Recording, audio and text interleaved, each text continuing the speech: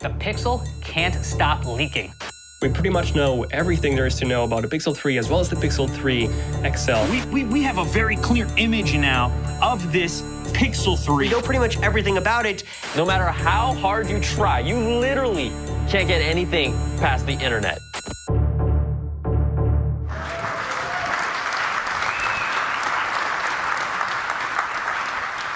So there they are.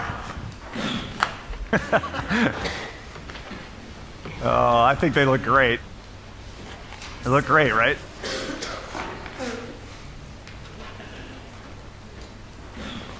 For those of you on the live stream, please stick around to see our products and more in-depth demos online. Really appreciate you being here with us today. Thank you very much. Have a great day.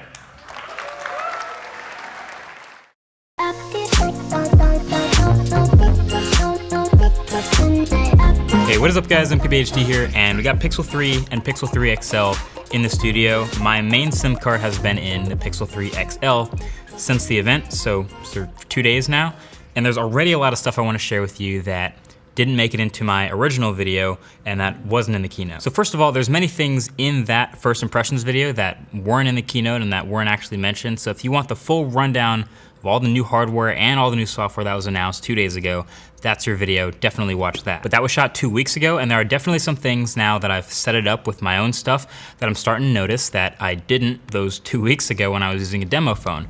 So this isn't a review, this is more like my second impressions with the Pixel 3 XL. So right off the bat, this is the home screen setup. Yes, I'll drop the wallpaper link for this guy in the description. And my impressions of the performance right off the bat are still that it's fast. You know, it's smooth right now, just like my Pixel 2 was out the box, and I just have to cross my fingers that this lasts. A big question I've had is how long will this last with the 4 gigs of RAM? And that ties back to the event. That was easily the most low-key part of the phone when it was announced, the specs. I don't even think they said any of the specs on stage, and that shows how much Google really thinks it matters to the average person buying this phone. But for those who care, Snapdragon 845, 4 gigs of RAM, and 64 or 128 gigs of storage, non-expandable. So pretty much baseline standard. We've seen phones with these specs from $400 to $1,200. But again, if you remember the problems I had with my Pixel 2, I'll link that full video below if you haven't seen it already. It's definitely got me curious how Pixel 3 will hold up. Now, the notch. Can't talk about this phone without talking about the notch. For me, so far, I've gotten used to it, but I feel like that says more about me using phones than it does about the phone. Like, I feel like I'm in a weird position because I've been using phones with notches from the OnePlus 6 to the iPhone 10 and 10s and many, many more for so long that as I use phones now, I'm just used to ignoring a notch. You might not be in that position. A lot of people are coming from phones that don't have notches and are trying to find a phone to buy, and this is just another one with an even bigger than normal notch. That's not seeing it the same way. But the other reason it's easy for you to get used to this notch when using it is because of the way Android and apps interact with the notch, or don't interact with the notch. It all started on stage, and Google during the announcement was really clever about how they showed this display on the bigger phone, always with the sweeping angles and hiding the notch and just overall absolutely not embracing it. And who can blame them? But then when you actually get to start using the phone, that continues. Like, just like every other Android phone with a big enough notch, the default seems to actually be to hide it. You pull down the notification tray, the notch is hidden. A lot of apps and stuff that use the top of the screen, apps every day I use like Spotify, ignore this top notch area. The camera app totally ignores it, doesn't put any controls in the notch area, just regular rectangle. Waze ignores it as well. And then all the other apps that do use the notch area are basically just sort of color matching the huge notification area, same as other phones. It's just comically big now.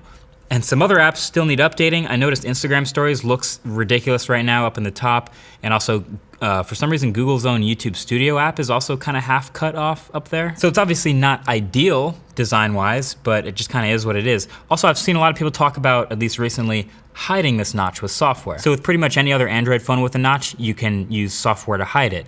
You've probably seen that you can also technically hide this notch, though it's buried in Android P's developer settings right now. But when you enable them, you can completely hide it all the time, but you lose so much screen real estate when you do that, obviously because the notch is so big. It's not quite at the point where you might as well just use a smaller phone, but it's close. I mean, I guess the screen's still bigger, so you're gonna be fine, but people are gonna do this. You can also add another notch at the bottom if you're just really into the pain of it. Hey, you do you, man. So basically, to round up my perspective on the notch, before the review, but at least right now, I actually said this on Sam Sheffer's podcast recently as well. I'll link that below.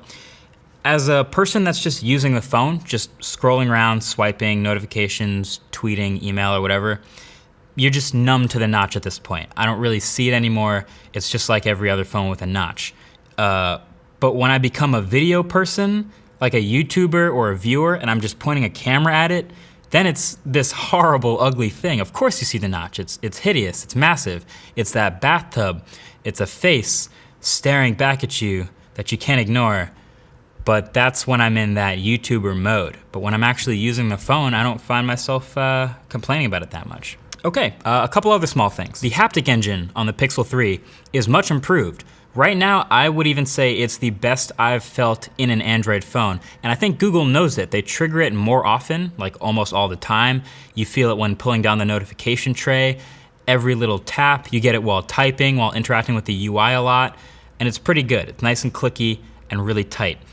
Night sight in the camera, it's not here yet. It's coming soon with a software update. But I have taken some night shots without night mode, and they're already pretty great. So night sight is hopefully going to be impressive. If it's anything like that comparison they showed on stage, I'm really curious to see how that works out. But speaking of direct comparisons, that was a direct shot fired, a comparison to the iPhone XS on stage, which was recently announced, which is interesting to me, but I do plan on doing my own direct comparison with the camera of the iPhone XS versus the Pixel 3, versus probably Samsung Galaxy Note 9 or whatever the best Samsung camera is, and then toss in one or two others, maybe Red Hydrogen, maybe whatever Huawei's coming out with. Let me know what you guys wanna see, but hopefully that'll be interesting to see if you can tell the difference between the best camera smartphones at the end of 2019. Anyway, on Pixel 3, there's also now in the camera app a RAW plus JPEG option, which is awesome. So if you're slowing down a bit and really trying to take some great shots, you can turn it on and get raw image files and go straight into editing those. You can do Lightroom or whatever app you use.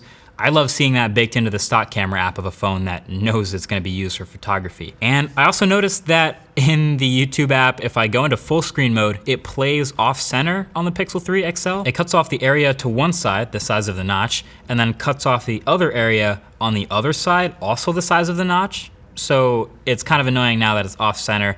To be honest, the best alternative would be having the notch cutting into the video and then losing also some of the top and the bottom.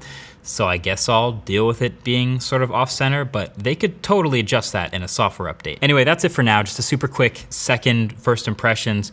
Can't go too in depth, but the full review is coming soon. So definitely subscribe to see that, to be among the first when it comes out if you haven't already. But until the next one, thanks for watching. Catch you guys later. Peace.